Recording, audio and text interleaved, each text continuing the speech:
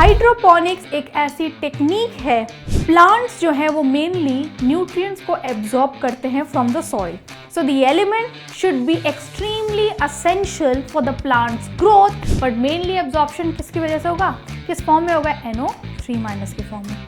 तो अगर हम बात करें फॉस्फोरस की, तो सबसे पहले एब्जॉर्ब किया जाता है ऐसे H2PO4- या फिर HPO4 के form.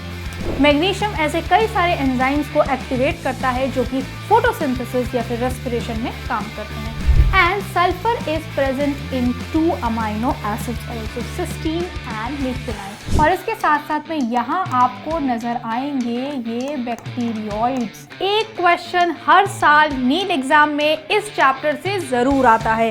So 4 marks are assured if you're going to revise this topic, this chapter with me. Hello everyone, welcome back to Infinity Learn by Sri Chaitanya. Today we will be discussing about mineral nutrition in this entire video.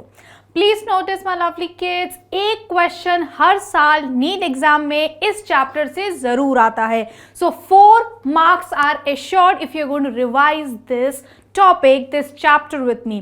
अब इस chapter के अंदर बहुत सारे topics हैं और इन सारे topics के अंदर 2 टॉपिक सबसे ज़्यादा इंपॉर्टेंट है और अक्सर सवाल एनटीए नीट एग्जाम से इसी 2 टॉपिक से पूछती है. सबसे पहला टॉपिक है role of macro and micro nutrients और उसके बाद में nitrogen metabolism. These are the 2 most important topics. अगर आपने इन 2 इंपॉर्टेंट टॉपिक को रिवाइज किया है तो आपके 4 मार्क्स अश्योर्ड है मेरे प्यारे बच्चों. तो चलो स्टार्ट करते हैं इस टॉपिक को, इस चैप्टर को, मिनरल न्यूट्रिशन. सबसे पहले कुछ इंपॉर्टेंट टर्म्स है जो मैं आप लोगों के साथ में डिस्कस करना चाहूँगी और वो है हाइड्रोपोनिक्स. तो हाइड्रोपोनिक्स क्या है मेरे प्यारे बच्चों? हाइड्रोपोनिक्स एक ऐसी टेक्निक है, राइट, जिसको हम लोग यूज करके प्लांट्स को ग्रो कर सकते हैं बिना सॉइल सोल्यूशन के. तो क्या करेंगे, वाटर के अंदर जो भी एसेंशियल मिनरल न्यूट्रिएंट्स है जो कि प्लांट की ग्रोथ के लिए रिक्वायर्ड है उनको डिसॉल्व कर देंगे और फिर प्लांट को की रूट्स को उसमें डिप कर देंगे. तो प्लांट इजीली उसके अंदर ग्रो कर सकता है और उससे फ्रूट्स आ सकते हैं, right. So how do you define hydroponics? It's a technique where plants could be grown to maturity. Maturity मतलब सेक्सुअल मेच्योरिटी, जब उसके अंदर सीड्स आ जाएंगे, फ्रूट्स बन जाएंगे. टू मेच्योरिटी मीन्स सीड बनना, फ्रूट बनना, सीड बनना, simple. Next, so a technique where plant could be grown to maturity in a defined nutrient solution in complete absence of soil is hydroponics, as you can see in this diagram also. कि जो plants हैं इनकी जो roots हैं हमने nutrient solution के अंदर डाल दी है और इसके साथ साथ में हम ये भी ध्यान रखते हैं कि प्रॉपर तरीके से एरेशन भी होता रहे इस सोल्यूशन में ताकि रूट्स जो है वो सफोकेट करके डाई नहीं करे, उन्हें भी प्रॉपर ऑक्सीजन मिलती रहे रेस्पिरेशन करने के लिए. अब इसी टेक्निक, हाइड्रोपोनिक टेक्निक से हम लोग कमर्शियल प्रोडक्शन करते हैं किसका?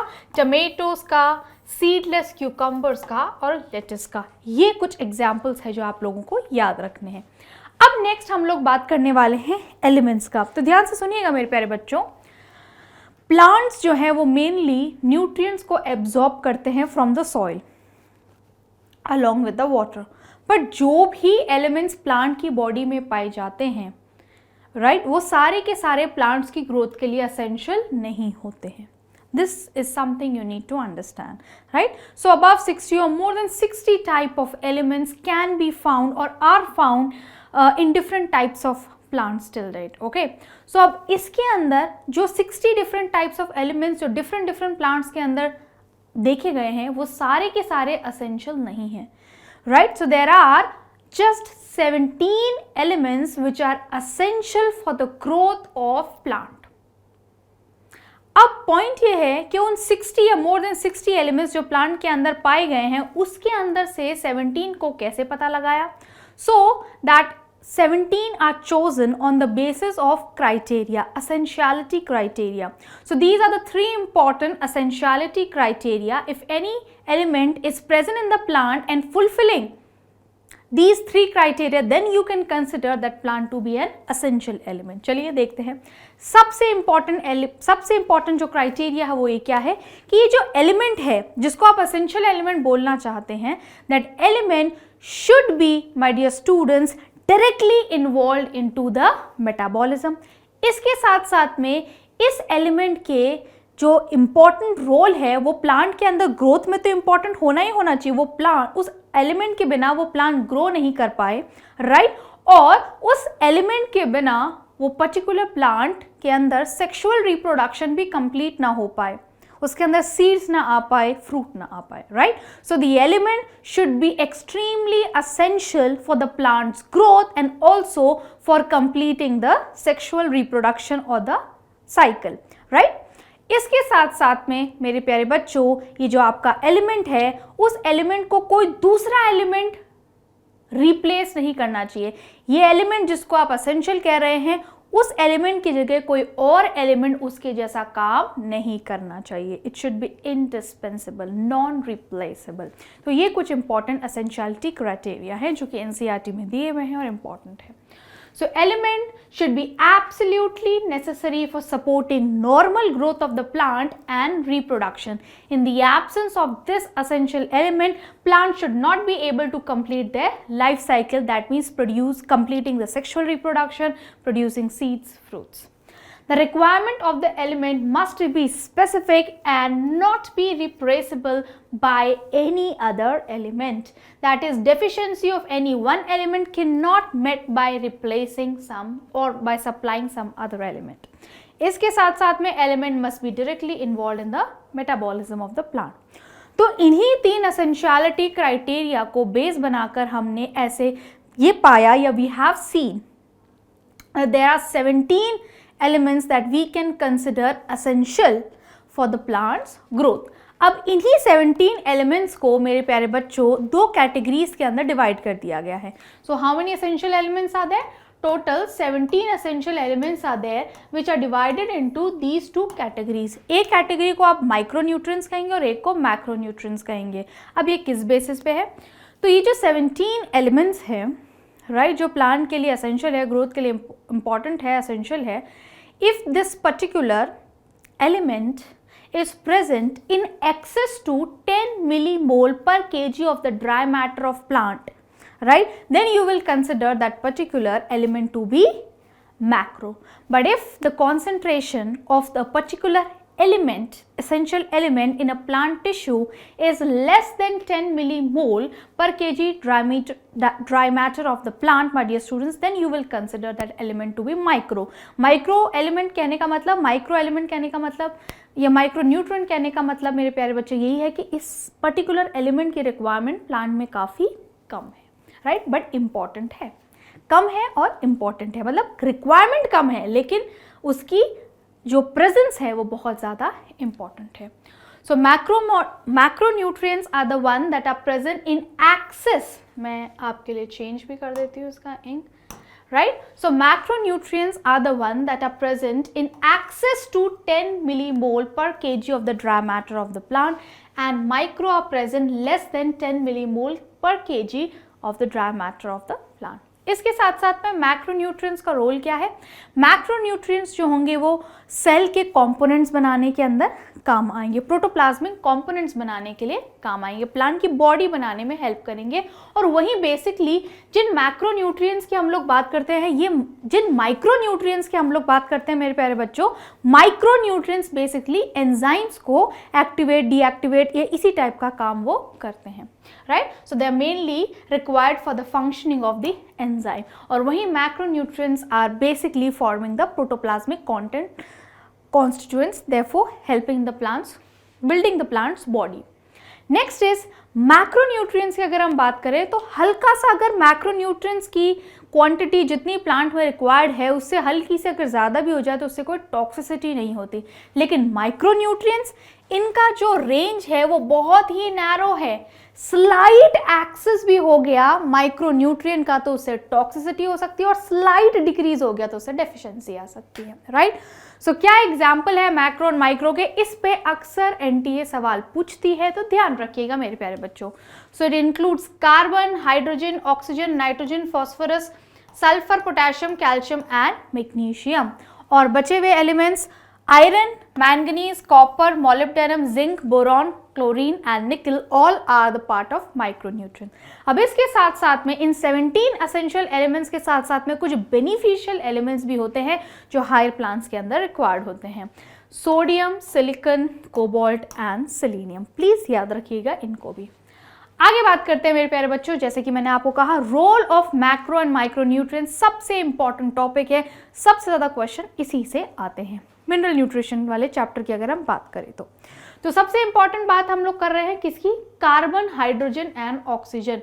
Carbon, hydrogen and oxygen which are macro nutrients. अब ये जो है, अगर इनके रोल्स की बात करें तो बहुत ही सिंपल है मेरे प्यारे बच्चों. ये जो टाइप के एलिमेंट्स हैं मेनली आपके प्रोटीन्स, कार्बोहाइड्रेट्स, लिपिड्स, राइट, बनाने का काम करते हैं. Right, so they are main constituents of carbohydrate, fats and proteins. ये तो आप लोगों को क्लियर होना ही चाहिए. राइट, तो आपके पूरा का पूरा जो सेल है, सेल मेम्ब्रेन आपका प्रोटीन से बना है, लिपिड से बना है, कार्बोहाइड्रेट मॉलिक्यूल्स भी है. तो एक सेल के जो कंपोनेंट्स होते हैं वो बेसिकली कार्बन, हाइड्रोजन और ऑक्सीजन से बनते हैं. नेक्स्ट बात करते हैं नाइट्रोजन की. तो ध्यान से सुनिएगा. It is the essential nutrient which is required by plant in the greatest amount. तो सबसे ज्यादा एक ऐसा नाइट्रोजन एक ऐसा मैक्रो न्यूट्रिएंट है जो प्लांट को सबसे ज्यादा मात्रा में चाहिए होता है, जिसको वो सॉइल से एब्जॉर्ब करता है, and it is very much required in the greatest amount for the growth of the plant. तो ऐसा क्या करता है नाइट्रोजन, ऐसा क्या फंक्शन होता है नाइट्रोजन का? तो ध्यान से देखिएगा. सबसे इंपॉर्टेंट, सबसे पहली बात, नाइट्रोजन को एब्जॉर्ब कैसे किया जाता है? ऑल्दो नाइट्रोजन सबसे ज़्यादा एटमॉस्फेयर में प्रेजेंट है, वो भी N2 फॉर्म में है, और प्लांट्स तो खुद ही एक्सपोज्ड है एटमॉस्फेयर से, बट फिर भी मेरे प्यारे बच्चों नाइट्रोजन से एक्सपोज होने के बाद भी, एटमॉस्फेरिक नाइट्रोजन से एक्सपोज होने के बाद में भी प्लांट्स डायरेक्टली N2 को, नाइट्रोजन को N2 फॉर्म में एब्जॉर्ब नहीं कर सकते. So the most absorbable form of nitrogen is NO3-. So plants की जो रूट्स है वो नाइट्रोजन को NO3- के फॉर्म में से, सॉइल सोल्यूशन में से एब्जॉर्ब करती है. Is the most absorbable form. इसके अलावा कुछ अमाउंट NO2- और NH4+ यानी अमोनियम आयन के फॉर्म में भी एब्जॉर्ब किया जा सकता है. तो ये आपका है NH4+ अमोनियम आयन के फॉर्म में. बट मेनली एब्जॉर्प्शन किसकी वजह से होगा, किस फॉर्म में होगा? NO3- के फॉर्म में. एक और चीज़ है जो आपको ध्यान रखनी है मेरे प्यारे बच्चों, क्योंकि आपका नाइट्रोजन सॉइल में NO3- के फॉर्म में होना चाहिए और एटमॉस्फेयर में तो वो N2 फॉर्म में है. और इसी को ये समझना चाहिए कि हमारा जो नेक्स्ट आने वाला कमिंग टॉपिक है वो नाइट्रोजन मेटाबॉलिज्म होगा, जिसमें हम समझेंगे कि किस तरीके से एटमॉस्फेरिक नाइट्रोजन N2 को फिक्स किया जाता है और सॉइल के अंदर कन्वर्ट किया जाता है NO3- में, the most absorbable form of nitrogen, जिसको ही प्लांट ईजिली एब्जॉर्ब करके अपने ग्रोथ में यूटिलाइज कर पाएंगे. ये जो नाइट्रोजन होते हैं, they are required by all parts of the plant, particularly meristematic tissues and metabolically active cells. Nitrogen is a component of protein in form of amino acid में. आप देखें अमीनो ग्रुप होता है NH3 की अगर हम बात करें तो. नेक्स्ट न्यूक्लिक एसिड्स में चाहिए DNA, RNA के अंदर नाइट्रोजन बेस होते हैं, प्यूरिन, पिरिमिडीन, राइट. वाइटामिन्स और हॉर्मोन्स का भी कंपोनेंट होते हैं हमारे नाइट्रोजन. Very important. नेक्स्ट बात करते हैं मेरे प्यारे बच्चों फॉस्फोरस की.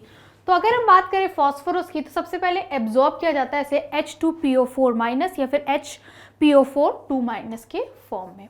नेक्स्ट, अब आपको ये पहले से पता है कि हमारे जो सेल मेम्ब्रेन है वो किसकी बनी है? फॉस्फोलिपिड मॉलिक्यूल्स की बनी है, यानी लिपिड्स के अंदर फॉस्फोरस कॉन्स्टिट्यूएंट है या कंपोनेंट है, राइट. तो कॉन्स्टिट्यूएंट है ये किसका? सेल मेम्ब्रेन का, सर्टेन प्रोटीन्स का. ऑल न्यूक्लिक एसिड, तो हर DNA और RNA न्यूक्लियोटाइड से बने होते हैं, और जिसके अंदर एक शुगर होता है, 5 कार्बन का शुगर होगा मेरे प्यारे बच्चों, पेंटो शुगर होगा, एक नाइट्रोजन बेस होगा और एक फॉस्फेट ग्रुप होगा. उसी से आपका एक न्यूक्लियोटाइड बनेगा जो कि DNA और RNA का फॉर्मेशन करेगा, right. So they required in all nucleic acid and nucleotides, and they are also required in phosphorylation reaction. याद है ना, फॉस्फोराइलेशन रिएक्शन में क्या होता है? ADP के साथ आप इनऑर्गेनिक फॉस्फेट को जोड़ते हो, है ना. इनऑर्गेनिक फॉस्फेट में फॉस्फोरस है जिससे आप ATP बनाते हो. तो पूरे फोटोसिंथेसिस और रेस्पिरेशन में तो आपने फॉस्फोराइलेशन ही देखा है, photophosphorylation, oxidative phosphorylation. So this is the role of phosphorus. Next, अब बात करते हैं पोटेशियम की. सो पोटेशियम को एब्जॉर्ब किया जाता है K+ के फॉर्म में. Potassium is majorly required in the meristematic tissues, buds, leaves and root tips, यानी कि ग्रोइंग रीजन्स में बहुत काम है। पोटेशियम का फंक्शन क्या? Potassium will help in maintaining the cation and anion balance. हर सेल के अंदर कटायन और एनायन के बैलेंस को बनाना जरूरी है ताकि वो सेल बेहतर तरीके से काम कर सके। इसके साथ साथ में सेल की टर्जिडिटी, प्लांट सेल की टर्जिडिटी, गार्ड सेल की टर्जिडिटी को भी मेंटेन करने का काम करते हैं potassium. Potassium is also involve in the protein synthesis. इसके साथ साथ में ओपनिंग क्लोजिंग तो मैंने आपको बता ही दिया, stomata, and it also activate certain enzymes too. Next बात करते हैं मेरे प्यारे बच्चों कैल्शियम। कैल्शियम का एब्जॉर्प्शन होता है Ca2+ के फॉर्म में। कैल्शियम रिक्वायर्ड होता है by meristematic and differentiating tissues. इसके साथ साथ में कैल्शियम का क्या रोल है, तो ध्यान से सुनिएगा मेरे प्यारे बच्चों। आप लोगों ने सेल डिवीजन पढ़ा है, माइटोसिस पढ़ा है, राइट? तो सेल डिवीजन के अंदर जब भी साइटोकाइनेसिस होता है, प्लांट सेल के अंदर जब भी साइटोकाइनेसिस होता है, वॉल फॉर्मेशन होती है on the newly synthesised cell, तो सबसे पहली जो सेल वॉल किसी भी न्यूली सिंथेसाइज या एकदम डॉटर सेल्स जो अभी तुरंत सेल डिवीजन के समय बनी है, उसमें सबसे पहले जो सेल वॉल होती है वो मिडिल लेमेला होती है, और मिडिल लेमेला बनी होती है कैल्शियम पेक्टेट की, right? So please remember this, very important point है ये कि सेल वॉल बनाने के लिए आपको कैल्शियम की जरूरत पड़ेगी, क्योंकि आपको सबसे पहले जो सेल वॉल बनानी होगी वो मिडिल लेमेला होगी, और मिडिल लेमेला के अंदर आपकी बनेगी primary cell wall, primary cell wall के अंदर आपकी बनेगी secondary cell wall. Next is very important, एक माइटोटिक जो माइक्रोट्यूब्यूल्स है उनकी असेंबली के लिए भी कैल्शियम की रिक्वायरमेंट होती है। Microtubules assemble in the presence of calcium concentration, right? तो इसकी मदद से, कैल्शियम की मदद से, कैल्शियम की प्रेजेंस से आप माइटोटिक स्पिंडल बनाएंगे, जिसकी मदद से आपके जो सेंट्रोमियर्स है वो स्प्लिट होंगे, आपका कैरियोकाइनेसिस प्रोसीड होगा। Normal functioning, cell membrane normal तरीके से फंक्शन करे, सब्सटेंस अंदर जाए बाहर जाए, इसके लिए भी कैल्शियम की प्रेजेंस की रिक्वायर्ड होती है। और ये इंपॉर्टेंट पॉइंट है, कैल्शियम ये आपके ट्रांसपोर्ट में भी दिया है, ये आपके मिनरल न्यूट्रिशन में भी दिया है कि कैल्शियम कैसा है, एक टाइप का इमोबाइल एलिमेंट है। So because calcium is an immobile element, तो इसका ट्रांसलोकेशन या रीलोकेशन नहीं होता है। तो ये सिनेसेंट जो एजिंग करने वाली जो लीव्स या फिर प्लांट पार्ट्स है, इनके अंदर एक्यूमुलेट होता है और उनके साथ सारी सॉइल में वापस रीच कर जाता है, जब वो पर्टिकुलर प्लांट पार्ट जो कि ओल्ड है या एज कर रहा है, जो वो प्लांट से टूट के नीचे गिरता है। Next is magnesium. मैग्नीशियम का एब्जॉर्प्शन किया जाता है Mg2+ के फॉर्म में, और मैग्नीशियम ऐसे कई सारे एंजाइम्स को एक्टिवेट करता है जो कि फोटोसिंथेसिस या फिर रेस्पिरेशन में काम करते हैं, जैसे कि हेक्सोकाइनेज, रुबिस्को एंड पेप्टिकेज। हेक्सोकाइनेज क्या करेगा, आपके ग्लाइकोलाइसिस का सबसे पहला स्टेप, जिसमें आप ग्लूकोज को एक्टिवेट करेंगे, फॉस्फोराइलेट करेंगे, जिसमें ग्लूकोज 6 फॉस्फेट में कन्वर्ट हो जाता है। ये रिएक्शन हेक्सोकाइनेज के प्रेजेंस में होती है, सबसे पहली इरिवर्सिबल रिएक्शन है, इंपॉर्टेंट है। रुबिस्को आपने C3 साइकिल में पढ़ा होगा मेरे प्यारे बच्चों। रुबिस्को के प्रेजेंस में ही RuBP के साथ में CO2 बाइंड करता है, राइट? और पेप्टिकेज आपने C4 प्लांट में पढ़ा होगा कि पेप्टिकेज की प्रेजेंस में आपका कार्बन जो है इन फॉर्म ऑफ, अभी जो कार्बोनेट आयन के फॉर्म में आया है, यानी CO2 जो बाहर से आई थी, फिर वो मीसोफिल सेल के अंदर जब एंटर करती है तो वो कार्बोनेट आयन में कन्वर्ट हो जाती है, और उसके बाद में ये carbonate ion CO2 in form of carbonate ion PEP के साथ में रिएक्ट करता है इन फॉर्म ऑफ पेप्टिकेज to form 4 carbon compound 4 carbon acid oxalo acetic acid. So इसी तरीके से रेस्पिरेशन और फोटोसिंथेसिस के कई सारे जो रिएक्शंस है उनको कैटेलाइज करने का काम करता है, या यूं कहूँ कि इन रिएक्शंस को कैटेलाइज करने वाले जो एंजाइम्स हैं उनको एक्टिवेट करने का काम करता है हमारा मैग्नीशियम, राइट? नेक्स्ट देखते हैं मेरे प्यारे बच्चों, इसके साथ साथ में मैग्नीशियम के और भी इंपॉर्टेंट काम है।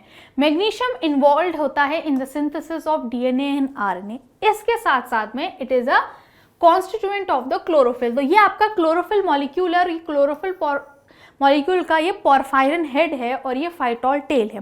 तो इस पोरफायरिन हेड के सेंटर में मैग्नीशियम प्रेजेंट होता है, यानी बिना मैग्नीशियम के आप क्लोरोफिल भी नहीं बना सकते। और इसके साथ साथ में ये राइबोसोम, मैग्नीशियम जो है वो राइबोसोम के स्ट्रक्चर को भी मेंटेन करके रखते हैं। तो ये क्या है, लार्जर सब यूनिट है, और ये क्या है, स्मॉलर सब यूनिट है। ये लार्जर है और ये स्मॉलर। तो लार्जर और स्मॉलर सब यूनिट को आपस में जोड़ के रखने का काम होता है मैग्नीशियम का। So if magnesium is present in the concentration greater than 0.001, I repeat myself, my dear students, if magnesium is present in a greater concentration than 0.001 मोल, तो आपके जो दोनों के दोनों जो सब यूनिट्स है वो अटैच रहेंगे और प्रोटीन सिंथेसिस में हेल्प करेंगे, राइट। नेक्स्ट बात करते हैं मेरे प्यारे बच्चों सल्फर के बारे में। सल्फर का एब्जॉर्प्शन होता है in form of SO4 and sulfur is present in 2 amino acids also, cysteine and methionine। तो आप देख सकते हैं सिस्टीन, ये आपका सिस्टीन है जिसमें सल्फर प्रेजेंट है और ये आपका मेथियोनाइन है जिसमें भी सल्फर प्रेजेंट है। It's a main constituent guys, sulphur is a main constituent of several coenzymes, vitamins like thiamine, biotin, coenzyme A and ferredoxin. Ferredoxin आपने इलेक्ट्रॉन ट्रांसपोर्ट चेन में या इलेक्ट्रॉन ट्रांसपोर्ट सिस्टम में पढ़ा होगा, FES। नेक्स्ट है iron. Iron का absorption होता है Fe+3 के फॉर्म में। Iron is required. अच्छा, अब अभी तक हम लोगों ने सल्फर के बारे में, तो जहाँ तक हमने सल्फर के बारे में पढ़ा था ये सारे के सारे एलिमेंट्स कैसे थे, मैक्रोन्यूट्रिएंट्स थे। अब हम लोग आयरन से स्टार्ट कर रहे हैं और ये सारे एलिमेंट्स कैसे हैं, माइक्रो है। तो आयरन एक ऐसा माइक्रोन्यूट्रिएंट है जो सबसे ज़्यादा अमाउंट पे रिक्वायर्ड होता है प्लांट के अंदर, माइक्रोन्यूट्रिएंट में, ठीक है। नेक्स्ट इंपॉर्टेंट क्या है, it's an constituent of ferredoxin and cytochrome. तो फेराडॉक्सिन और साइटोक्रोम क्या है मेरे प्यारे बच्चों, ये ETS का पार्ट है। चाहे आप रेस्पिरेशन का ETS देखो, चाहे आप जो कि इनर माइटोकॉन्ड्रियल मेम्ब्रेन के अंदर रन कर रहा होता है, या फिर आप ETS देखो फोटोसिंथेसिस का जो कि थाइलाकॉइड की मेम्ब्रेन में प्रेजेंट है। दोनों ETS के अंदर आपने इलेक्ट्रॉन कैरियर्स देखे होंगे, फेराडॉक्सिन एंड साइटोक्रोम, ये इलेक्ट्रॉन को कैरी करने का काम करते हैं और इनके अंदर मेरे प्यारे बच्चों आयरन प्रेजेंट होता है। एक और इंपॉर्टेंट काम है आयरन का, it will activate the catalase enzyme and iron is also essential for the formation of chlorophyll। so chlorophyll molecule का जो formation होता है वो आयरन की presence में होता है, it's important। तो ये आपका मैंने यहाँ पर क्या दिखाने की कोशिश की है, मैंने आपको फेराडॉक्सिन दिखाने की कोशिश की है, राइट। तो इस तरीके का आपने इलेक्ट्रॉन ट्रांसपोर्ट सिस्टम देखा होगा किसके अंदर, क्लोरोप्लास्ट। ये आपका क्लोरोप्लास्ट है और ये आपका थाइलाकॉइड का मेम्ब्रेन है। सो this is your thylakoid membrane जिसमें वेरियस इलेक्ट्रॉन कैरियर्स प्रेजेंट होते हैं जो इलेक्ट्रॉन को कैरी करते हैं। सो यहाँ पर भी रोल आता है किसका, आयरन का, जो कि फेराडॉक्सिन और साइटोक्रोम्स के कंपोनेंट है। Next is my dear students manganese. अच्छा, मैंगनीज पे एनटीए ने लास्ट 2-3 ईयर्स में कई बार क्वेश्चन पूछा, तो ध्यान रखना। मैंगनीज का एब्जॉर्प्शन होता है Mn2+ के फॉर्म में, और मैंगनीज जो होता है it can activate many enzymes involve in photosynthesis, respiration and nitrogen metabolism. बेहद इंपॉर्टेंट है। Manganese can activate enzymes responsible for photosynthesis, respiration and nitrogen metabolism। अब manganese is also a part of oxygen evolving complex, OEC, अगर आपने notice किया हो, है ना। तो OEC भी आपका थाइलाकॉइडल मेम्ब्रेन के अंदर ही प्रेजेंट होता है टूवर्ड्स द ल्यूमन साइड। इस ऑक्सीजन इवॉल्विंग कॉम्प्लेक्स का मैंगनीज हिस्सा होता है। मैंगनीज के साथ साथ में यहाँ पे क्लोरीन भी होता है, मैंगनीज के साथ साथ में यहाँ पे क्लोरीन भी होता है। So oxygen evolving complex help करता है वाटर की स्प्लिटिंग को on release of oxygen, my dear students, during light reactions of photosynthesis. Next, zinc का एब्जॉर्प्शन किया जाता है in form of Zn2+। Zinc activates various enzymes like carboxylase and alcohol dehydrogenase. Alcohol dehydrogenase आपने respiration के अंदर पढ़ा होगा, जब आप अल्कोहलिक फर्मेंटेशन पढ़ते हैं तो 2 स्टेप में होता है ये। पहले आपका पायरुविक एसिड एसिटाल्डिहाइड में कन्वर्ट होगा, फिर एसिटाल्डिहाइड आपका कन्वर्ट होगा अल्कोहल में। सो ये जो सेकेंड स्टेप है ड्यूरिंग अल्कोहलिक फर्मेंटेशन,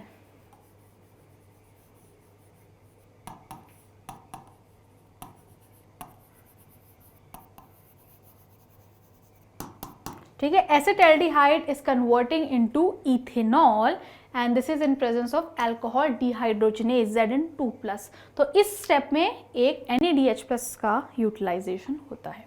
अच्छा, एक और चीज, जिंक का, तो जिंक यहाँ पे इस एंजाइम को एक्टिवेट कर रहा है अल्कोहल डिहाइड्रोजनेज को, और जिंक का रिक्वायरमेंट होता है ऑक्सीजन बनाते समय भी। तो एक्चुअली होता क्या है, ऑक्सीजन बनाने के लिए आपको क्या चाहिए होता है, ट्रिप्टोफैन चाहिए होता है, राइट। तो आपको ऑक्सीजन बनाने के लिए ट्रिप्टोफैन चाहिए होता है और ट्रिप्टोफैन अमीनो एसिड को बनाने के लिए जिंक की रिक्वायरमेंट होती है और यही ट्रिप्टोफैन आगे जाके प्रिकर्सर की तरह काम करता है किसके लिए, IAA, इंडोल एसिटिक एसिड, जो कि एक टाइप का ऑक्सीजन है। नेक्स्ट बात करते हैं कॉपर। कॉपर का एब्जॉर्प्शन होता है Cu2+ और जहां भी कॉपर यूटिलाइज होता है it reversibly oxidises itself into Cu+ और Cu2+। तो Cu+ से Cu2+ इसका रिवर्सिबल ऑक्सीडेशन होता है और जहां भी ये काम करता है इस तरीके से काम करके वो हेल्प करता है इलेक्ट्रॉन ट्रांसपोर्ट में भी, राइट। नेक्स्ट देखिएगा मेरे प्यारे बच्चों, it is essential for over, तो कॉपर का ओवरऑल मेटाबॉलिज्म में एसेंशियल रोल है। It is associated with certain enzymes involved in redox reaction. Even आपने ETS में भी देखा होगा मेरे प्यारे बच्चों, जो रेस्पिरेशन ETS है, राइट, जो आपका 4th कॉम्प्लेक्स है उसके अंदर भी 2 कॉपर सेंटर्स पाए जाते हैं। नेक्स्ट है बोरॉन। तो बोरॉन का एब्जॉर्प्शन किया जाता है इन फॉर्म ऑफ BO3 और B4O7 के फॉर्म में। तो याद रखिएगा, इस पे भी क्वेश्चन आया था नीट एग्जाम के अंदर। सो बोरॉन का जो फंक्शन होता है वो क्या क्या होता है, तो boron is required for uptake and utilisation of calcium. Next, it is required for proper membrane functioning. इसके साथ साथ में पोलन जर्मिनेशन में भी बोरॉन का रोल है। सेल इलोंगेशन के अंदर भी बोरॉन हेल्प करेगा। सेल डिफरेंशिएशन यानी सेल का डिफरेंशिएट होना, यानी कि सेल के अंदर एक स्पेसिफिक फंक्शन का इंड्यूस होना, स्पेसिफिक होना, सेल का स्पेसिफिक बनना। और इसके साथ साथ में आपका जो कार्बोहाइड्रेट का जो ट्रांसलोकेशन होता है फ्लोएम के अंदर, उसके अंदर भी बोरॉन की रिक्वायरमेंट होती है for properly translocating the carbohydrate into the phloem channels. ठीक है, so these were the roles of my dear students important essential nutrients. आगे बात करते हैं important essential elements.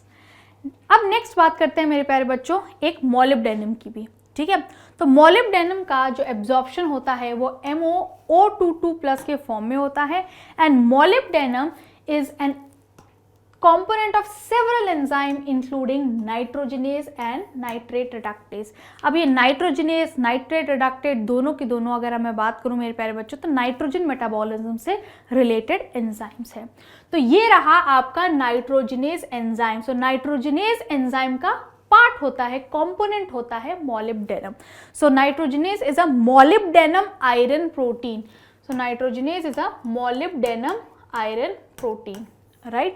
It's a molybdenum is a component of this nitrogenase enzyme और nitrogenase enzyme ही सबसे main enzyme है जो कि एटमॉस्फेरिक N2 को अमोनिया में कन्वर्ट करने का काम करता है, जो मैं आपको सिखाऊंगी during biological nitrogen fixation.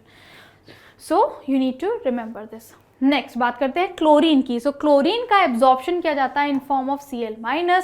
Chlorine भी ऑक्सीजन इवॉल्विंग कॉम्प्लेक्स का हिस्सा है। सो क्लोरीन भी फोटोलाइसिस ऑफ वाटर में हेल्प करेगा, ऑक्सीजन को रिलीज करने में हेल्प करेगा। So chlorine is also determining that cation and anion balance as well as determining it will also help, chlorine will also help in determining the solute concentration in cell along with sodium and potassium। तो ये sodium और potassium का भी काम है। It is essential, chlorine is essential for a healthy root growth। Next is my dear students very simple deficiency. तो अभी तक हमने सारे के सारे जो इम्पॉर्टेंट असेंशियल एलिमेंट्स हैं इनके जो रोल है, जो उनका रोल है और जिस फॉर्म में वो एब्जॉर्ब होंगे ये हमने डिस्कस किया। अब हम बात करते हैं डेफिशिएंसी सिम्टम्स के बारे में। तो ध्यान से सुनिएगा, जब भी कोई असेंशियल एलिमेंट, ध्यान से सुनना, जब भी कोई असेंशियल एलिमेंट अपनी क्रिटिकल कंसंट्रेशन से कम प्रेजेंट होता है एक प्लांट में, whenever a particular essential element is present in a concentration which is less than their critical concentration, तब आप उस पर्टिकुलर एलिमेंट के बारे में कहेंगे कि इस पर्टिकुलर प्लांट में इस पर्टिकुलर एलिमेंट का डेफिशिएंसी हो गया है। और इस वजह से certain type of deficiency symptoms भी आएंगे, क्योंकि ये सारे के सारे एलिमेंट्स असेंशियल है प्लांट की ग्रोथ के लिए। तो जब ये अपनी क्रिटिकल कंसंट्रेशन से लेस में प्रेजेंट होंगे प्लांट के अंदर, तो प्लांट अपनी ग्रोथ प्रॉपर तरीके से नहीं कर पाएगा और वो डेफिशिएंसी सिम्टम्स को शो करेगा। तो आइए समझने की कोशिश करते हैं। सबसे पहला डेफिशिएंसी सिम्टम क्या है? क्लोरोसिस है। सो क्लोरोसिस का मतलब होता है क्लोरोफिल का लॉस हो जाना, येलो हो जाना। तो अगर आप ध्यान से देखें तो आपकी लीव्स यहाँ पे येलो होना स्टार्ट हो गई है, इसका मतलब यहाँ पे क्लोरोसिस यानी यहाँ पे कोई ना कोई एसेंशियल एलिमेंट जो है वो डेफिशिएंट है। यानी कि और किस टाइप की डेफिशिएंसी, किस टाइप के एलिमेंट्स की डेफिशिएंसी से आप क्लोरोसिस देख सकते हैं मेरे प्यारे बच्चों, बहुत इंपॉर्टेंट है, nitrogen, potassium, magnesium, sulphur, iron, manganese, zinc and molybdenum. Next है नेक्रोसिस। नेक्रोसिस का मतलब होता है टिश्यू की ही डेथ हो जाना, पर्टिकुलरली लीफ टिश्यू की जब डेथ होती है उसे आप नेक्रोसिस कहते हैं, and it is due to deficiency of calcium, magnesium, copper and potassium. So this is how the leaf tissue starts dying, necrosis. Next और कुछ डेफिशिएंसी सिम्टम्स देख लेते हैं। Inhibition of cell division. So अगर आपका nitrogen, potassium, sulphur और molybdenum नहीं होगा तो सेल डिवीजन ही नहीं होगा। और अगर आपके प्लांट के अंदर नाइट्रोजन, सल्फर और मोलिब्डेनम की डेफिशिएंसी है तो डिले होगा फ्लावरिंग में। तो फ्लावरिंग लेट होगी तो सीड सेटिंग लेट होगी, फ्रूट भी लेट आएगा, आपको यील्ड भी लेट मिलेगा। नेक्स्ट बात करते हैं मेरे प्यारे बच्चों टॉक्सिसिटी ऑफ माइक्रोन्यूट्रिएंट्स के बारे में। तो ध्यान रखना, मैंने आपको स्टार्टिंग में बताया था माइक्रोन्यूट्रिएंट्स की जो रिक्वायरमेंट होती है वो बहुत ही लेस होती है, वेरी लेस देन 10 मिलीमोल पर KG dry matter of the plant. तो इतनी कम होती है और इसका जो बहुत रेंज भी बहुत नैरो होता है स्लाइटली। सो अगर माइक्रोन्यूट्रिएंट जितनी वो रिक्वायर्ड क्वांटिटी में चाहिए प्लांट को, अगर उससे थोड़ा सा भी ज़्यादा हो जाते हैं मेरे प्यारे बच्चों तो आप देख सकते हैं उस माइक्रोन्यूट्रिएंट की वजह से टॉक्सिसिटी हो जाती है प्लांट के अंदर। सो कोई भी माइक्रोन्यूट्रिएंट्स की बात करेंगे, बेसिकली टॉक्सिसिटी किसकी है, माइक्रोन्यूट्रिएंट की। सो any mineral ion concentration in a plant which can lead to decrease in the plant dry matter by 10%। तो आप उस एलिमेंट की उस पर्टिकुलर कंसंट्रेशन को कह सकते हैं कि ये टॉक्सिक हो गई है।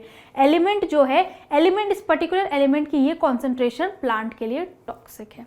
So any mineral ion concentration in tissue that reduces the dry weight of the tissue by 10% is considered as toxic. Toxicity levels of any element also vary from plant to plant. और एक बहुत important point है, तो कभी कभी क्या होता है एक पर्टिकुलर एलिमेंट की एक्सेस होने से दूसरे कुछ एलिमेंट्स डेफिशिएंट हो जाते हैं। So toxicity of one particular element can leads to deficiency of certain other elements. बहुत इंपॉर्टेंट एग्जांपल दे रखा है एनसीईआरटी में। So many a time excess of an element, that means a particular element can inhibit the uptake of other element। यानी कि एक particular element के ज़्यादा होने से टिश्यू के अंदर दूसरे एलिमेंट्स का अपटेक ही स्टॉप हो जाता है। तो ऐसा देखा जाता है मेरे प्यारे बच्चों मैंगनीज की टॉक्सिसिटी में।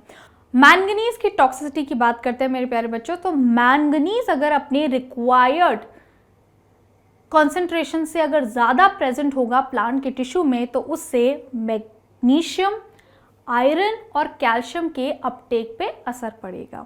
क्यों, तो देखिएगा। सबसे पहले मैंगनीज की टॉक्सिसिटी आपको कैसे पता चलेगी कि मैंगनीज की टॉक्सिसिटी हो गई है। आप देखेंगे ब्राउन स्पॉट्स नजर आने लगेंगे आपको क्लोरेटिक वीन्स, यानी वीन्स जो कि आपको येलो होंगी और उनके आसपास आपको ब्राउन स्पॉट देखने को मिलेंगे। मैंगनीज कंपीट करता है with iron and magnesium for Uptake, और इसके साथ साथ में मैग्नीशियम के साथ में मैंगनीज कंपीट करता है for the binding site of the enzymes also. इसके साथ साथ में मैंगनीज क्या करता है, अगर मैंगनीज एक्सेस में प्रेजेंट हो जाए तो वो कैल्शियम के ट्रांसलोकेशन को शूट एपेक्स तक जाने के लिए भी इनिबिट कर देगा, right. So inhibit manganese in slight excess than what it is required, so manganese toxicity will leads to inhibition of calcium translocation in the shoot apex। तो इसका मतलब अगर आपके प्लांट के टिश्यूज में मैंगनीज एक्सेस में प्रेजेंट है तो इसका मतलब आपके प्लांट में डेफिशिएंसी होगी आयरन की, मैग्नीशियम की और कैल्शियम की। बहुत इंपॉर्टेंट है। तो जब आप प्लांट को देखेंगे और दूर से देखने पर आपको जो सिम्टम डेफिशिएंसी, जो आपको दूर से देखने पे जो सिम्टम आपको टॉक्सिसिटी का नजर आएगा, हो सकता है वो प्लांट के अंदर आयरन, मैग्नीशियम और कैल्शियम की डेफिशिएंसी का सिम्टम हो। तो इस तरीके से uptake of manganese can affect the uptake of calcium, magnesium and iron, right. So अब हम लोग बात करते हैं नाइट्रोजन मेटाबॉलिज्म के बारे में। तो ध्यान से सुनिएगा मेरे प्यारे बच्चों, जो नाइट्रोजन होता है वो मैक्सिमम कहाँ प्रेजेंट है? एटमॉस्फेयर में प्रेजेंट है। पर वो एटमॉस्फेयर में प्रेजेंट नाइट्रोजन कैसा है? N2 फॉर्म में, right, N triple bond N। तो इस N2 के फॉर्म में प्लांट्स एब्जॉर्ब नहीं कर सकते हैं नाइट्रोजन को। तो अब चैलेंज क्या है? N2 को कन्वर्ट करना है एब्जॉर्बेबल फॉर्म में। एब्जॉर्बेबल फॉर्म क्या? सबसे ज्यादा नाइट्रोजन एब्जॉर्ब किया जाता है NO3- फॉर्म में, और कुछ हिस्सा NO2- या फिर अमोनियम आयन के फॉर्म में भी एब्जॉर्ब किया जा सकता है। सो नाइट्रोजन साइकिल में हम लोग ये सीखेंगे, we will try to understand how nitrogen is getting cycled from atmosphere to the soil to plants, animals, back again to the soil and then to the atmosphere. तो एक circle होगा soil और atmosphere, lithosphere और atmosphere के अंदर किस तरीके से नाइट्रोजन का एक्सचेंज हो रहा है, राइट। बट याद रखिएगा चैलेंज क्या है? N2 जो अवेलेबल है अबंडेंटली एटमॉस्फेयर में N triple bond N form के अंदर, वो नहीं एब्जॉर्ब की जा सकती है प्लांट्स के रूट्स के द्वारा। So this is how the nitrogen cycle look like, my dear students. This is your atmospheric nitrogen. ये आपके एटमॉस्फेयर में प्रेजेंट नाइट्रोजन है जो N ट्रिपल बॉन्ड N की तरह प्रेजेंट है। सबसे पहला ये 4 स्टेप्स है नाइट्रोजन साइकिल में। आप ये 4 स्टेप्स देखेंगे, fixation, nitrification, ammonification and denitrification. तो समझते हैं इनको। नाइट्रोजन फिक्सेशन 3 तरीके से किया जा सकता है। बायोलॉजिकल यानी with the help of living system, with the help of cells, with the help of prokaryotes, with the help of the special enzyme nitrogenase present in some prokaryotic cells. So biological nitrogen fixation में क्या किया जाएगा? Atmospheric N2 को ammonia के अंदर convert करके आप soil के अंदर या डायरेक्टली प्लांट के अंदर रिलीज कर सकते हैं। इंडस्ट्रियल नाइट्रोजन में भी सॉइल के अंदर आप N2 को अमोनिया में कन्वर्ट करके ऐड कर सकते हैं। इलेक्ट्रिकल नाइट्रोजन फिक्सेशन में N2 डायरेक्टली NO3- में कन्वर्ट होकर सॉइल में ऐड हो जाएगा, राइट। सो इस तरीके से with the help of, my dear students, nitrogen fixation process, nitrogen can be added into the soil in the form which can be absorbed by plants. So this is nitrogen fixation, can be done via biological, industrial, electrical method. अब next क्या है मेरे प्यारे बच्चों? Nitrification. देखो सारी की सारी जो नाइट्रोजन फिक्स हो रही है, right, all the nitrogen that is getting fixed is not converting directly into the nitrate, as you can see from the diagram also. ये जो इंडस्ट्रियल वाली है, जो बायोलॉजिकल नाइट्रोजन फिक्सेशन है, ये सॉइल के अंदर किसको ऐड कर रहे हैं? अमोनिया को ऐड कर रहे हैं। लेकिन सबसे ज्यादा एब्जॉर्बेबल फॉर्म कौन सी है? NO3- है। तो अब आपको with the help of nitrification process ammonia को NO3- में कन्वर्ट करना पड़ेगा, और इसी को आप कहते हैं नाइट्रिफिकेशन। तो नाइट्रिफिकेशन में क्या होता है मेरे प्यारे बच्चों? First of all you need to understand कि जो आपका अमोनिया है, this NH3, right, which is produced via biological and industrial nitrogen fixation, this ammonia will be converted into NO2- यानी कि नाइट्राइट में कन्वर्ट होगा। फिर नेक्स्ट स्टेप में ये नाइट्राइट आयन जो है वो नाइट्रेट के अंदर कन्वर्ट होगा, और यही नाइट्रेट एब्जॉर्ब कर लिया जाएगा थ्रू प्लांट्स। प्लांट की जो रूट हेयर्स है इसे वो एब्जॉर्ब कर लेंगे, एब्जॉर्प्शन हो जाएगा, राइट। तो ये 2 स्टेप है जो नाइट्रिफिकेशन में होते हैं। अब सबसे पहला जो स्टेप है, it is take place, my dear students, with the help of prokaryotes like Nitrosomonas और नाइट्रोकोकस, राइट। सो नाइट्रोसोमोनास या फिर नाइट्रोकोकस की हेल्प से होता है। अब जो नेक्स्ट स्टेप है नाइट्राइट से नाइट्रेट बनने का, this is done in the presence of nitrobacter bacteria. So ये कुछ मेरे प्यारे बच्चों बैक्टीरिया हैं, नाइट्रोसोमोनास, नाइट्रोकोकस एंड नाइट्रोबैक्टर, जो कि हेल्प करते हैं मेरे प्यारे बच्चों नाइट्रिफिकेशन में। So these all bacterias are chemosynthetic, autotrophic bacteria. They will oxidize these inorganic substances and produce ATP, my dear students, for their survival. Next है अमोनिफिकेशन। तो उससे पहले हम देख लेते हैं हमारा ये NO3- सॉइल के अंदर बन के तैयार है, एडेड है।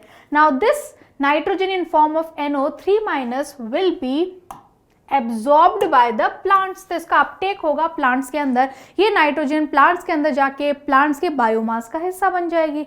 अब यही प्लांट अगर कोई एनिमल कंज्यूम कर ले, या प्लांट के पार्ट को अगर एनिमल कंज्यूम कर ले, तो नाइट्रोजन फिर एनिमल के बायोमास बनाने में काम आ जाएगी। So whenever this plant or a plant part and an animal is going to die, their body will decay, and during that process, my dear students, ammonification will take place. Nitrogen, which is a part of the biomass, dead and decaying body of plant or animals, the nitrogen which is part of this decaying biomass, it will be back converted into ammonia and will be released into the soil with the help of ammonification process. So ammonification process is converting the ammonia or nitrogen, I should rather say, the ammonification process is converting the nitrogen which is present into this decaying biomass, dead biomass, into the ammonia and adding into the soil, and this process can also take place. Again, nitrification can take place to produce nitrate ions for plants uptake. अब इसके अंदर एक और step है जो हमें समझना है, वो है डीनाइट्रिफिकेशन। ये रहा आपका डीनाइट्रिफिकेशन। सो डीनाइट्रिफिकेशन जो प्रोसेस है मेरे प्यारे बच्चों, इसमें क्या होता है, कुछ हिस्सा, नॉट ऑल, कुछ हिस्सा नाइट्रेट आयन का कन्वर्ट हो जाता है N2 में। So a very few amount of nitrate back converts into nitrogen and get added into the atmosphere. So ये अच्छा NCERT के अंदर ये थोड़ा सा एरर है, यहाँ पे जो एरो है ये टू साइडेड बना रखे हैं, तो आप ध्यान रखिएगा। If your NCERT also has this error, so you have to remove this, right? So denitrification is what? Conversion of NO3- into N2. This is denitrification, right? Adding the nitrogen back into the atmosphere. और ये होता है मेरे प्यारे बच्चों with the help of bacteria like Pseudomonas and Thiobacillus. So Pseudomonas and Thiobacillus नाम के जो बैक्टीरिया हैं, इनकी हेल्प से डीनाइट्रिफिकेशन होता है, NO3- back converts into nitrogen, atmospheric nitrogen, right. तो ये सारे इंपॉर्टेंट स्टेप्स हैं आपके नाइट्रोजन साइकिल के। इस तरीके से through these steps the nitrogen is cycle from atmosphere to soil and soil to atmosphere, जिसमें नाइट्रोजन के बीच में प्लांट और एनिमल के बायोमास का हिस्सा बनती है। अब आगे हम लोग पढ़ेंगे बायोलॉजिकल नाइट्रोजन फिक्सेशन के बारे में डिटेल में, तो ध्यान से सुनिएगा मेरे प्यारे बच्चों। बायोलॉजिकल नाइट्रोजन फिक्सेशन के दौरान क्या होगा? So during biological nitrogen fixation, my lovely kids, the N2 which is present into the atmosphere, ये एटमॉस्फेयर का जो नाइट्रोजन है, this atmospheric nitrogen will be converted into ammonia, with the help of an enzyme which is nitrogenase. So biological nitrogen fixation क्यों कह रहे हैं? It is taking place inside a living system, inside a living organism, with the help of the enzymes which is found in the living organism. So during biological nitrogen fixation, there will be conversion of N2, atmospheric N2 into ammonia, and this reaction will be catalyzed by an enzyme nitrogenase, which itself is a iron molybdenum protein, my dear students, and this nitrogenase is found only in some particular specific prokaryotic cell. So ये nitrogenase enzyme एक ऐसा special enzyme है जो कुछ ही type के prokaryotic organism, prokaryotic organism यानी bacterias के अंदर पाए जाते हैं, और इस टाइप के बैक्टीरियंस को, इस टाइप के प्रोकैरियोटिक सेल्स को जिनके अंदर नाइट्रोजनेज एंजाइम होता है जो कि N2 को अमोनिया में कन्वर्ट करने का काम करता है, आप उनको नाइट्रोजन फिक्सर्स कहते हैं। तो ये जो नाइट्रोजन फिक्सर्स होते हैं वो अलग अलग टाइप के हो सकते हैं या अलग अलग तरीके से नाइट्रोजन फिक्सेशन कर सकते हैं। सबसे पहला देखिएगा, तो अब हम लोग पढ़ते हैं अलग अलग टाइप के नाइट्रोजन फिक्सर्स के बारे में जो कि अलग अलग तरीके से नाइट्रोजन फिक्सेशन कर सकते हैं, राइट। तो देखिएगा, एजोटोबैक्टर, एनाबेना, नोस्टॉक, राइट, ये इस टाइप के बैक्टीरियंस हैं या प्रोकैरियोटिक सेल हैं जो सॉइल में फ्रीली लिव करते हैं, राइट, और एरोबिक है, और इस तरीके से being aerobic in nature, lying freely into the soil, nitrogen fixation कर सकते हैं। इसके साथ साथ जो रोडोस्पाइराइलम है ये भी सॉइल में फ्री लिव करता है, लेकिन वो एनएरोबिक बैक्टीरिया है और इसी फॉर्मेट में वो नाइट्रोजन फिक्सेशन करने का काम करता है। नेक्स्ट है मेरे प्यारे बच्चों सिम्बायोटिक। तो कुछ ऐसे बैक्टीरियंस हैं, प्रोकैरियोटिक सेल्स हैं जो वैसे तो फ्रीली लिव करते हैं सॉइल में, जैसे कि rhizobium and Frankia, they freely live into the soil, but whenever they will do nitrogen fixation, they will form a symbiotic association with the plant part. और सबसे ज़्यादा जो मोस्ट कॉमन तरीका है सिम्बायोटिक फॉर्म में नाइट्रोजन फिक्सेशन करने का, तो जनरली ये जो बैक्टीरियंस होते हैं, जो प्रोकैरियोटिक सेल हैं, वो प्लांट के रूट्स में रूट नोड्यूल्स को बनाकर नाइट्रोजन फिक्सेशन करने का काम करते हैं। So Rhizobium generally leguminous plants like soybean में नाइट्रोजन फिक्सेशन करते हैं और Frankia non leguminous plants like Alnus की रूट्स में, राइट। तो चलिए मेरे प्यारे बच्चों, अब हम लोग समझते हैं कि किस तरीके से आपका nitrogen fixation, biological nitrogen fixation होगा एक लेग्यूमिनस प्लांट सोयाबीन के अंदर with the help of the bacteria rhizobium.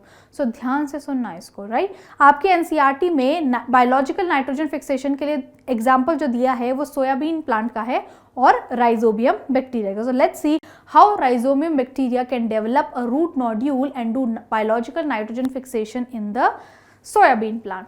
तो इस तरीके से आपका नोड्यूल का फॉर्मेशन होता है। इमेज बहुत ही सुंदर है, प्यारी है और आप ध्यान से समझेंगे तो आपको समझ में भी आएगी। तो ये सारे स्टेप्स मैंने इसी डायग्राम में रख दिए और अब मैं आपको अब यहाँ से समझाना स्टार्ट करूंगी। तो सबसे पहले आप देखिएगा ये, तो स्लोली क्या होगा, सबसे पहले रूट हेयर्स। आपके जो सोयाबीन प्लांट है, ये सोयाबीन प्लांट के रूट हेयर्स के पास में एकदम से ग्रो करने लगेंगे। I repeat myself my dear students, ये जो आपका सोयाबीन का प्लांट है, ये जो आपका सोयाबीन का प्लांट है, इस सोयाबीन प्लांट के रूट हेयर्स के आसपास में ऐसे एकदम मल्टीप्लाई करने लगेंगे। कौन? आपके राइजोबियम बैक्टीरिया। अब जब राइजोबियम बैक्टीरिया ग्रो करने लगेंगे रूट हेयर के पास में मेरे प्यारे बच्चों, तब वहाँ पर केमिकल्स एक्सचेंज होंगे between the root hair cell and the Rhizobium bacteria. फिर उसकी वजह से क्या होगा मेरे प्यारे बच्चों, ये जो आपका रूट हेयर है वो ऐसे कर्ल करने लगेगा, ससेप्टेबल हो जाएगा towards the Rhizobium bacteria. Slowly ये राइजोबियम बैक्टीरिया इसके अंदर, किसके अंदर, इस रूट हेयर के अंदर एंटर करना स्टार्ट करेंगे। So this is how you can see the bacteria are trying to enter into the root hair cells by forming an infection thread. Slowly ये इन्फेक्शन थ्रेड ग्रो करता है, ये bacteria आगे move करते हैं और स्लोली ये बैक्टीरिया रूट के जो डीपर लेयर्स है वहां तक पहुंच जाते हैं। स्लोली इन्फेक्शन थ्रेड बना के राइजोबियम बैक्टीरिया रूट्स के इनर कॉर्टेक्स और पेरिसाइकल तक पहुंच जाते हैं। वहां जाने के बाद में ये Rhizobium bacteria in cortical cells को, पेरिसाइकल सेल्स को के अंदर डिवीजन को इंड्यूस करते हैं। So cortical cells and these pericycle cells they will start dividing in order to form a lump और a mass of cell known as nodule. अब starting में तो ये नोड्यूल कैसा होगा, इमेच्योर होगा, पर धीरे धीरे जब इस नोड्यूल के अंदर वैस्कुलर कनेक्शन भी डेवलप होने लग जाते हैं तो ये नोड्यूल अपने आप में एक मेच्योर नोड्यूल में कन्वर्ट हो जाता है और ये बैक्टीरिया अपने आप को बैक्टीरियोइड्स में ट्रांसफॉर्म कर लेते हैं, जो कि स्पेसिफिकली अब सिर्फ नाइट्रोजन फिक्सेशन करने का काम करेंगे। तो आप देख सकते हैं इन्फेक्शन थ्रेड बना, फिर ये इन्फेक्शन थ्रेड आगे मूव कर रहा है, कॉर्टेक्स की सेल और पेरिसाइकल तक जा रहा है, वहां जाके डिवीजन इंड्यूस कर रहा है कॉर्टेक्स में और पेरिसाइकल के अंदर। ठीक है, धीरे धीरे इस तरीके से आप देख सकते हैं कि एक नोड्यूल का फॉर्मेशन हो चुका है। आपके बैक्टीरिया बैक्टीरियोइड्स के अंदर डिफरेंशिएट कर चुके हैं, कन्वर्ट हो चुके हैं, जो कि बायोलॉजिकल नाइट्रोजन फिक्सेशन करने के लिए और ज़्यादा स्पेसिफिक हो जाएंगे। ये आपका इस तरीके से डेवलपिंग रूट नोड्यूल आपको नजर आ रहा होगा। फिर इस रूट नोड्यूल के अंदर देखो, ये क्या है आपका जाइलम और फ्लोएम, ये आपके वैस्कुलर टिश्यूज है ना, ये आपके वैस्कुलर टिश्यूज है। इन वैस्कुलर टिश्यू से अब कॉन्टैक्ट डेवलप हो रहा है इस नोड्यूल के अंदर, राइट। सो नोड्यूल के अंदर वैस्कुलर टिश्यूज डेवलप हो रहे हैं, कनेक्शन डेवलप हो रहा है मेन वैस्कुलर सिस्टम और इस नोड्यूल का। तो इस तरीके का आपका एक मैच्योर रूट नोड्यूल नजर आता है, जिसके अंदर वैस्कुलर टिश्यूज के साथ प्लांट के रूट के मेन वैस्कुलर टिश्यू के साथ में इनका भी कनेक्शन डेवलप हो जाता है। और इसके साथ साथ में यहाँ आपको नजर आएंगे ये bacteroids. These are the bacteria that are going to have nitrogenase enzyme and they will do this conversion of N2 into ammonia, right। so इस तरीके से आपका रूट नोड्यूल का फॉर्मेशन होता है। अब रूट नोड्यूल बनने के बाद क्या होगा, रूट नोड्यूल बनने के बाद में बायोलॉजिकल नाइट्रोजन फिक्सेशन होगा। कैसे होगा, ये देखो, ये है रिएक्शन। इस रिएक्शन से आप समझ सकते हैं कि बायोलॉजिकल नाइट्रोजन फिक्सेशन किस तरीके से होता है। तो एक नाइट्रोजन का मॉलिक्यूल अपने आप में 8 इलेक्ट्रॉन्स, 8 प्रोटॉन और 16 एटीपी का यूज करके 2 अमोनिया के मॉलिक्यूल्स बनाता है और उसके साथ साथ में हाइड्रोजन का भी एक मॉलिक्यूल रिलीज होता है। सो 1n2 यानी कि 1 molecule of nitrogen is going to utilize 8 electron, 8 proton, 16 ATP in order to produce 2 ammonia and 1 hydrogen gas, gaseous atom. Please remember this. But याद रखिएगा ये जो सबसे ज़्यादा ये जो ATP चाहिए बहुत हाई है। तो ये 16 ATP आपको जो चाहिए होती है 2 अमोनिया बनाने के लिए, सारी ATP प्लांट से आती हैं। और इसके साथ साथ इस पूरे प्रोसेस के अंदर सबसे पहला बनने वाला जो स्टेबल प्रोडक्ट होता है वो अमोनिया ही होता है। इन पर भी एनटीए ने क्वेश्चन पूछा है, तो आप ध्यान रखिएगा। अब कुछ इंपॉर्टेंट बात, इस जो रिएक्शन को कौन कैटेलाइज कर रहा है, who is catalysing this reaction, who is catalysing this reaction, nitrogenase enzyme. अब इस रिएक्शन को कैटेलाइज करने का काम नाइट्रोजनेज एंजाइम का है, जो कि अपने आप में एक आयरन मॉलिब्डेनम प्रोटीन है। अब जो नाइट्रोजनेज एंजाइम होती हैं ये बहुत ही ज़्यादा सेंसिटिव होती हैं towards the molecular oxygen. So molecular oxygen की प्रेजेंस में the nitrogenase enzyme become inactive, it can not do this conversion. So आपके रूट नोड्यूल्स के अंदर एक लेग हेमोग्लोबिन नाम का पिगमेंट प्रेजेंट होता है which is pink in colour, right. So leg haemoglobin which is pink in colour, it's a oxygen scavenger. So इस leg haemoglobin की वजह से आपके रूट के नोड्यूल्स में एनएरोबिक कंडीशंस मेंटेन रहती है, जिस वजह से आपका जो नाइट्रोजनेज एंजाइम है इजीली इस कन्वर्जन को N2 into अमोनिया को एग्जीक्यूट कर सकता है, राइट। सो इस तरीके का ये आपका एनसीईआरटी का भी डायग्राम बना हुआ है, तो देख लीजिएगा मेरे प्यारे बच्चों।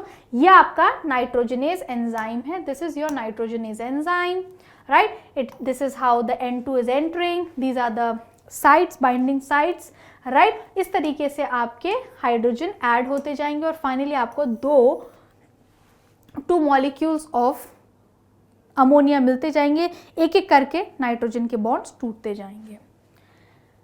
Next is my dear students fate of ammonia. अब चलो, अब आपने नाइट्रोजन फिक्सेशन कर लिया, बायोलॉजिकल नाइट्रोजन फिक्सेशन कर लिया, रूट नोड्यूल्स के अंदर नाइट्रोजनेज एंजाइम की हेल्प से आपने अमोनिया भी बना लिया। अब आप अमोनिया क्या करेंगे, अब ये कहाँ हो रहा है बायोलॉजिकल नाइट्रोजन फिक्सेशन ये सिम्बायोटिक टाइप वाला है, यानी कि ये freely rhizobium free living state में अमोनिया नहीं बना रहा है, यानी ये सॉइल में अमोनिया को ऐड नहीं कर रहा है, ये प्लांट के रूट नोड्यूल्स में अमोनिया बना रहा है, यानी प्लांट के अंदर अमोनिया बन रहा है। और अमोनिया का स्टोरेज नहीं किया जा सकता है क्योंकि accumulation of ammonia is toxic for the plant, तो तुरंत इस अमोनिया का यूटिलाइजेशन करना पड़ेगा। तो इस अमोनिया का ये फेट है कि ये अमोनिया अब 2 प्रोसेस में जाएगा, that is reductive amination and transamination. तो आप अमोनिया को अमोनियम आयन में कन्वर्ट कर दे प्रोटोनेट करके, और फिर ये 2 प्रोसेस अप्लाई होंगे, reductive amination and transamination. So reductive amination में क्या होता है मेरे प्यारे बच्चों, आप ग्लूटामिक एसिड बनाते हैं, राइट। आप अल्फा कीटो ग्लूटारिक एसिड के साथ में अमोनियम आयन को और एक इसमें NADPH मॉलिक्यूल का भी यूटिलाइजेशन होगा। So alpha keto glutaric acid के साथ में आप रिएक्ट करवाएंगे अमोनियम आयन को, जिससे मिलेगा आपको ग्लूटामेट और glutamic acid. This is reductive amination, right. So glutamic acid आपका मेन इंपॉर्टेंट अमाइनो एसिड है।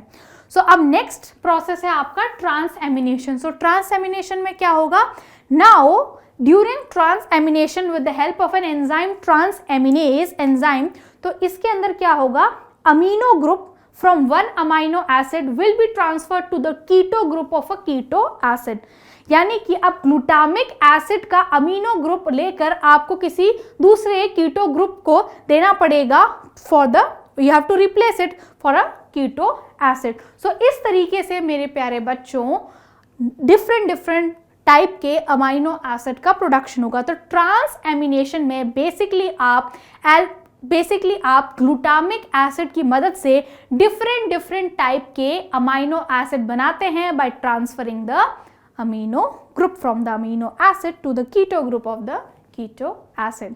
सो this is the fate of ammonia. आप उस अमोनिया की मदद से, जो कि आपको बायोलॉजिकल नाइट्रोजन फिक्सेशन में मिला है, आप उससे different types of amino acid बनाएंगे through reductive amination and transamination, और फिर इस अमाइनो एसिड्स को आप प्रोटीन बनाने में यूटिलाइज कर सकते हैं. Right. So transamination involves the transfer of amino group from one amino acid to the keto group of the keto acid. इस तरीके से आपकी रिएक्शन काम करती है. अब देखिएगा मेरे प्यारे बच्चों, एक तरीका तो नाइट्रोजन को ट्रैवल करवाने का. अभी ये नाइट्रोजन कहाँ बनी है? रूट नोड्यूल्स के अंदर इन फॉर्म ऑफ अमीनो ग्रुप या इन फॉर्म ऑफ अमोनिया बनी है. राइट. सो ये जो नाइट्रोजन आपकी बायोलॉजिकल नाइट्रोजन फिक्सेशन में आपको मिली है in form of ammonia, you can either transport this ammonia by forming amino acid and transport it into the whole plant with the help of the vascular tissues. या तो एक ये तरीका है, या इससे बेहतर तरीका नाइट्रोजन को ट्रांसपोर्ट करने का इन द एंटायर प्लांट जहाँ भी उसकी रिक्वायरमेंट है, वो अमाइड्स और यूराइड्स भी हो सकते हैं. और अमाइड्स और यूराइड्स बेटर है in comparison to amino acid to transport nitrogen which is produced in the biological nitrogen fixation in the entire plant. तो कैसे बेटर है? क्योंकि यूराइड्स और अमाइड्स में नाइट्रोजन का जो नंबर है in comparison to amino acid ज्यादा होता है. राइट. तो ऐसे दो अमाइड्स की पहले बात करते हैं. Important two amides are asparagine and glutamine which are present in plant and are as a structural part of the protein. ये as the name suggest, asparagine किससे बनेगा? एस्पार्टिक एसिड से. और ग्लूटामाइन किससे बनेगा? ग्लूटामिक एसिड से. सो यहाँ पे इनको बनाया कैसे जाता है? ग्लूटामिक एसिड के हाइड्रोक्सिल ग्रुप को रिप्लेस करके एक अमीनो ग्रुप जोड़ दो. वहीं एस्पराजाइन के लिए एस्पार्टिक एसिड के हाइड्रोक्सिल ग्रुप को रिप्लेस करके अब उसमें एक और एडिशनल अमीनो ग्रुप को ऐड कर दो. तो इस तरीके से एडिशनल अमीनो ग्रुप या फिर additional nitrogen can be transported in form of amides. Right my dear students. So amides के फॉर्म में आप नाइट्रोजन को ट्रांसपोर्ट कर सकते हैं क्योंकि अमाइड्स में नाइट्रोजन का कंटेंट अमाइनो एसिड से ज्यादा है. उसी तरीके से एक और कंपाउंड है जिसका आप यूराइड्स भी कहते हैं, और ये यूराइड्स आपको सोयाबीन प्लांट में देखने को मिलता है. So soybean plant is transporting nitrogen in form of ureides. So in compounds के अंदर मेरे प्यारे बच्चों नाइट्रोजन इज टू कार्बन का रेशियो हाई होता है. They have high nitrogen to carbon ratio. So these are better. Amides, urides are better formats of translocating nitrogen inside the plant instead of amino acid. So this is all. अच्छा, इस point पर भी NTA ने question पूछा है. NEET 2019 में इस point पे यूराइड्स में क्वेश्चन पूछा गया था कि वो कौन से प्लांट में सोयाबीन में इस फॉर्म में नाइट्रोजन को ट्रांसपोर्ट किया जाता है इनसाइड द प्लांट, वो नाइट्रोजन जो कि आपको बायोलॉजिकल नाइट्रोजन फिक्सेशन में मिली है. सो this is all about mineral nutrition my lovely kid. इस एक लेक्चर में हमने पूरा इंपॉर्टेंट जो भी इंपॉर्टेंट कॉन्सेप्ट थे, जिस पर भी क्वेश्चन अभी तक एनटीए ने बनाए हैं या फिर बनाने की पॉसिबिलिटी हाई है, इन सारे पॉइंट्स को हमने इस लेक्चर में कवर कर लिया है. Thank you very much for watching this entire video. If you haven't subscribed to Infinity Learn by Sri Chaitanya, do consider subscribing us. Give me a thumbs up if you like this session. Also, let me know in the comment how did you find the session and what you want in the next session. And also, my dear students, hit the bell icon so that next time whenever we will go live or upload videos, you will also be notified and won't miss any session in future. All the very best for your NEET 2023 exam.